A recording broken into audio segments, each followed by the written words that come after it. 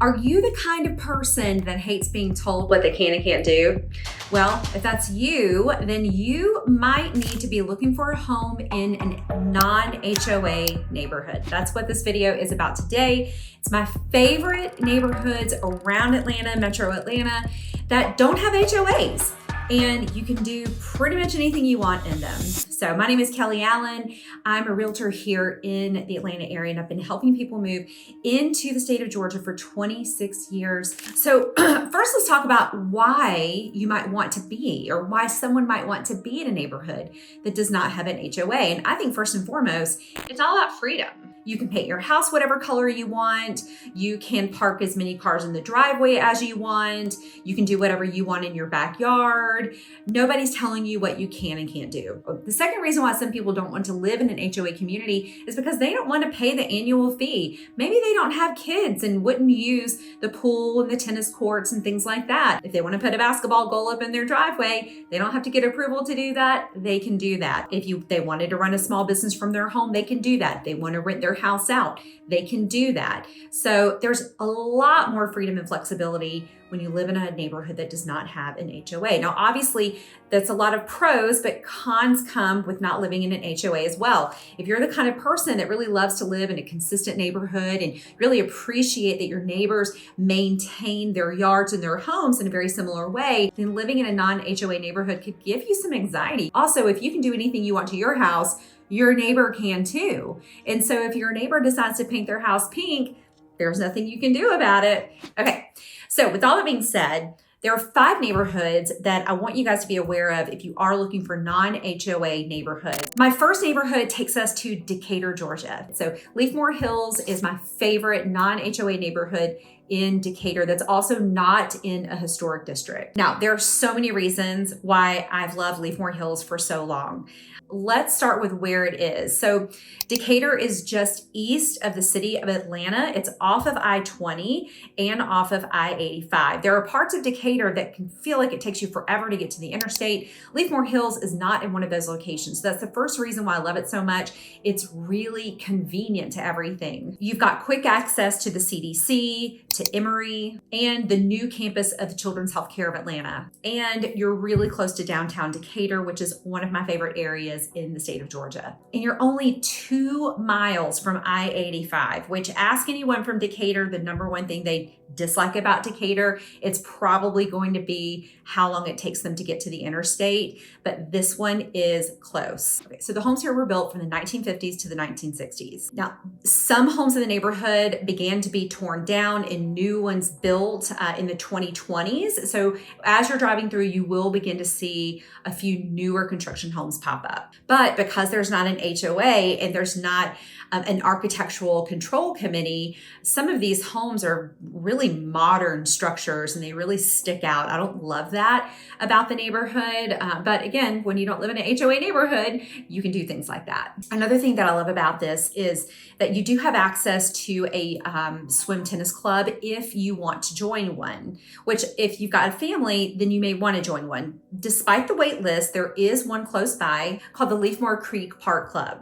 Also, another thing I love about this neighborhood is that the elementary school is amazing. This one is zoned to Oak Grove Elementary, which is an 8 out of 10 on greatschools.org. Now, the middle and high schools don't rank as high, but if you're not worried about that for now, then the elementary school is so sweet. And again, it's a wonderful school. Let's talk about homes in Leafmore Hills. So homes in Leafmore Hills over the past 12 months have ranged between $560,000 up to $1.7 million. I can't even believe that I'm saying that number in that neighborhood. The square footages are about 1,800 square feet on the low end, and then you're going to go up to about 3,700 square feet on the high end. And for the most part, these are 3 bedrooms, 2 to 3 bathrooms, brick ranches that are just adorable, classic mid-century type of architecture.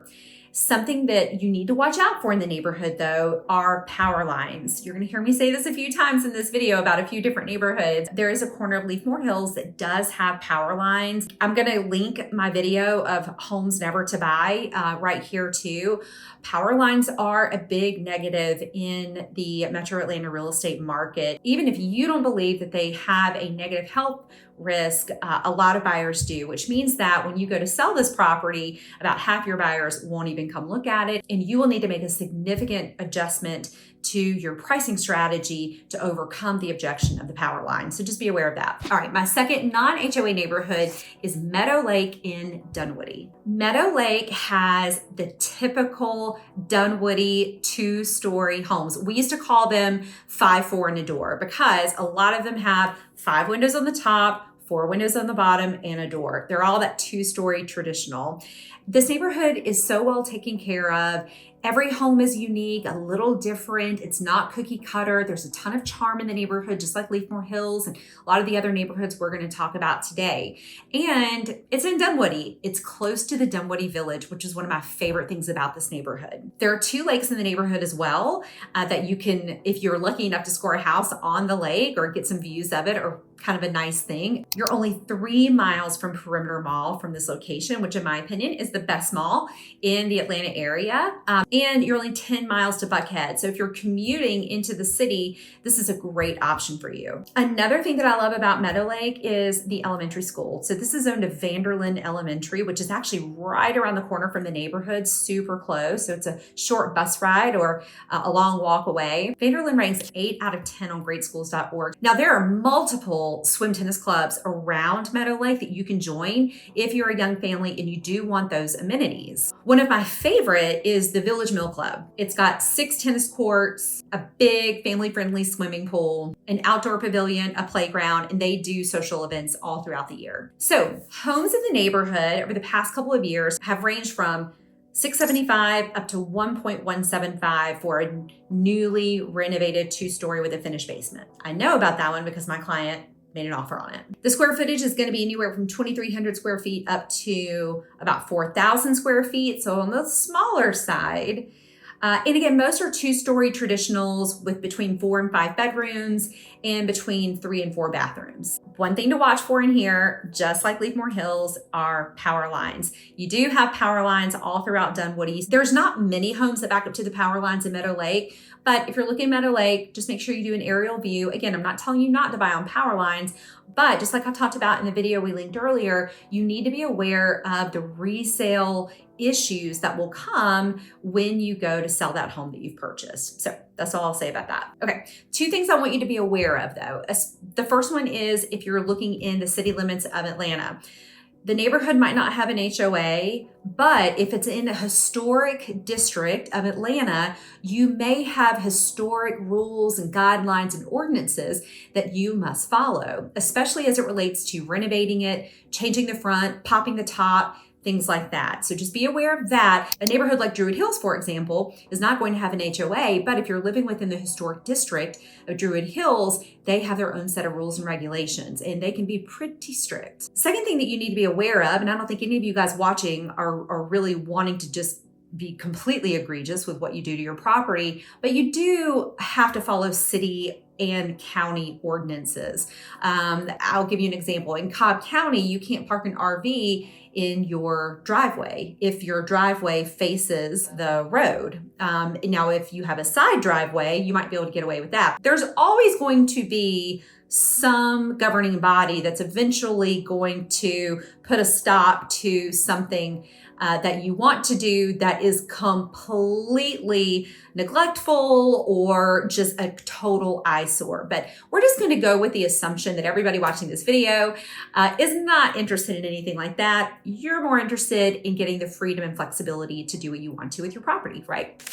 All right, my third non-HOA neighborhood is going into East Cobb, which is Marietta, and we are looking at Indian Hills. So this neighborhood began to be developed in 1969 with about 500 homes. Today, this neighborhood has over 1,600 homes on about 2,000 acres. And it also has a country club and a golf course. One of the things I love about this neighborhood is the location. So you're only a couple of miles away from pretty much everything in East Cobb. So you've got Whole Foods, Trader Joe's, Home Depot, you've got Target right around the corner, TJ Maxx, you've got the avenues at East Cobb where you have Pottery Barn, Lululemon, Evereve, and some restaurants. You've got a lot of stuff just outside the neighborhood, so it's really convenient.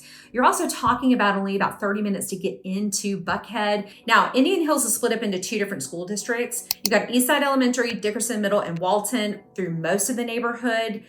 The other school district that services about maybe a quarter of the neighborhood is going to be East Valley Elementary, East Cobb Middle, and Wheeler High School. And those are 2 very different school clusters. One of them, the Walton School Cluster, ranks very highly.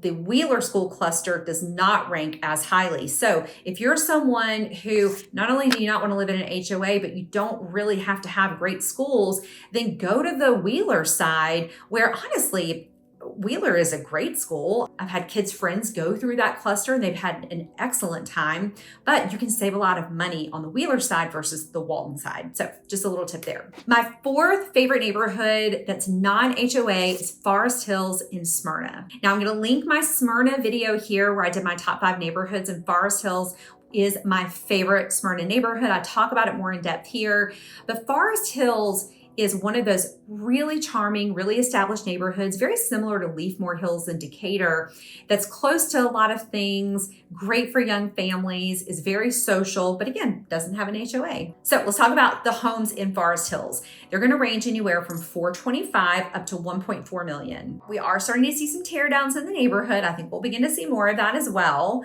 The square footage or the size that you can expect to get is gonna be anywhere from about 1,100 on the low end and up to over 5,300 on the high end right now. The original homes were built between 1920 and 1970. But again, there have been recent tear downs in the neighborhood. This is one of the oldest neighborhoods in Cobb County, and you really feel the charm as you go through it. You can expect to get, probably an average of 3 to 4 bedrooms, 2 to 3 bathrooms. And the thing I want you to watch for in this neighborhood are the schools. They all rank about a 5 out of 10 on great schools. Most people are not going to be moving into this part of Smyrna for the schools, or really any part of Smyrna for the public schools. However, there are a lot of families in this neighborhood. And I would, if you're considering this area of Smyrna, talk to those families, ask them where they're sending their kids. What's their experience been like at these schools? I love to get straight to the source advice and opinions from these parents. So just watch out for schools, make sure you do your research there. Okay, finally, my last neighborhood that I love that's non-HOA is in Roswell, Georgia, and it is called Land O'Lakes. I'm not talking about the butter, I'm talking about the subdivision. I've been waiting to say that joke. My number 1 reason for loving Land O'Lakes is the location. It's only about 1.5 miles from downtown Roswell, which I'm gonna link my Roswell video here. Downtown Roswell has a street called Canton Street, and that is where the best little restaurants, the best little boutique shopping, and just walking and people watching is.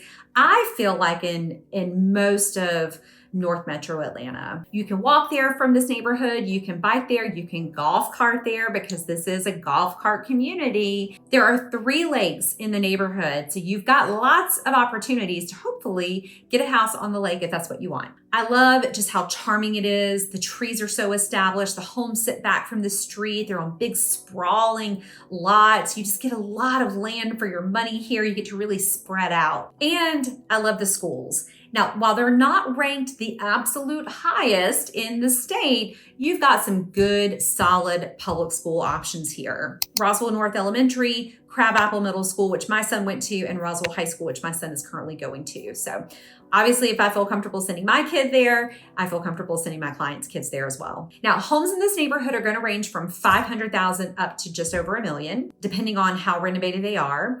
And they're going to be anywhere from 1,500 square feet up to about 4,300 square feet. You're not going to find a lot of infill, like tear downs, new construction homes in this neighborhood, which honestly, I think makes it even more charming because all the homes were built between about 1965 and 1980, and they still look like that.